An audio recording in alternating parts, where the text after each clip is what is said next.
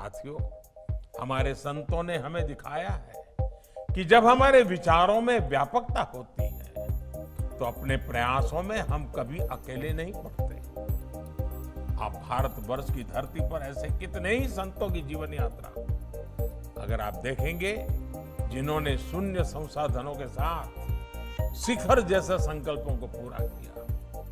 यही विश्वास, यही समर्पण मैंने पूज्य आत्मस्थानंद जी के जीवन में भी देखा था। उनसे मेरा गुरु भाव का भी संबंध रहा है। मैंने उन जैसे संतों में निष्काम होकर 100% समर्पण के साथ खुद को खपाने की सीख ली है।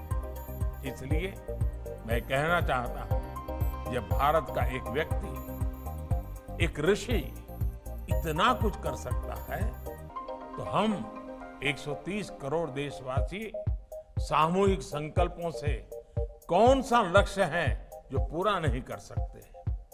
संकल्प की शक्ति को हम स्वच्छ भारत मिशन में भी देखते हैं। लोगों को विश्वास नहीं होता था कि भारत में इस तरह का मिशन सफल हो सकता है, लेकिन देशवासियों ने संकल्प किया और परिणाम दुनिया देख रही है। डिजिटल इंडिया का उदाहरण भी हमारे सामने है।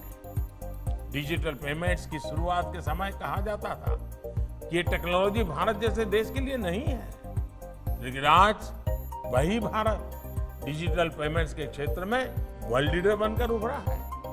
इसी तरह कोरोना महामारी के खिलाफ वैक्सीनेशन का सबसे ताजा उदाहरण हमारे सामने है। 2 साल पहले कई लोग कैलकुलेशन करते थे कि भारत में सबको वैक्सीन मिलने में कितना समय लगेगा।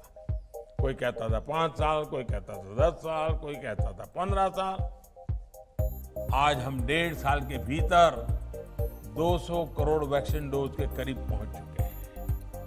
ये उदाहरण इस बात के प्रतीक है कि जब संकल्प शुद्ध हो तो प्रयासों को पूर्ण होने में कोई देर नहीं लगती, रुकावटों से भी रास्ते निकलते हैं।